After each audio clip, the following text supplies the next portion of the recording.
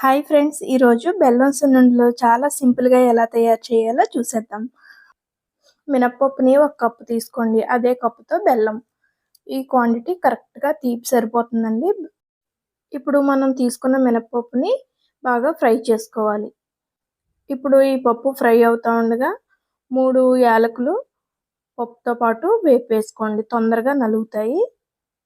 ఈ పప్పు వేగుతా ఉండగా మంచి ఫ్లేవర్ వస్తుంది. మనకి ఫ్రై అయినట్టు తెలిసిపోతుంది. ఇప్పుడు నెయ్యి ఒక కప్పు వెచ్చబెట్టుకోవాలి.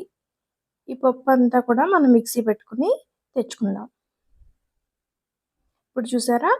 బాగా మెత్తగా కాకుండా పలుకుగా ఉండేలా మిక్సీ పట్టేసుకుని, ఇప్పుడు ఆ బెల్లం కప్పు తీసుకున్నాం కదా! అది పిండి కలిపి ఇలా మెత్తగా పౌడర్ చేసుకోవాలి. ఇప్పుడు నెయ్యిని వేడి చేసుకున్నాం కదా! అంతా ఒకేసారి వేసుకోకుండా కొంచెం వేసుకుని మిగిలింది పక్కన పెట్టుకుందాం. అవసరమైతే మళ్ళీ వేసుకోవచ్చు. ఇప్పుడు మనకు కావాల్సిన సైజులో ఉండలు చుట్టుకోవాలి. మనం ఎప్పుడైనా ఖాళీగా ఉన్న టైంలో ఈ మినపప్పుని వేపుకొని పక్కన పెట్టుకుంటే చాలా సింపుల్‌గా తయారు చేసేసుకోవచ్చండి సున్నుండలని. వెంటనే బెల్లం పొడి, కొంచెం నెయ్యి వేసుకొని ఉండలు చుట్టేసుకోవచ్చు. అప్పటికప్పుడు రెడీ చేసుకుని స్వీట్ ఏదైనా ఉందంటే ఈ సున్నుండలే. పిల్లలకు కూడా చాలా హెల్తీ అండి. స్నాక్స్ బాక్స్‌లో వేయటానికి కూడా చాలా బావుంటాయి.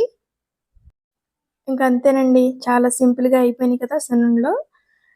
కొత్తగా వంటలు నేర్చుకునే వాళ్ళకి సింపుల్‌గా అయిపోయే స్వీట్ సున్నుండలు. ఇప్పుడు టేస్ట్ ఎలా ఉందో చూసి చెప్తాను. చాలా వచ్చినాయండి. చాలా బాగున్నాయి. మీరు కూడా ఒకసారి ట్రై చేసి చూడండి. మీకెలా వచ్చిందో కామెంట్ బాక్స్‌లో కామెంట్ చేయండి.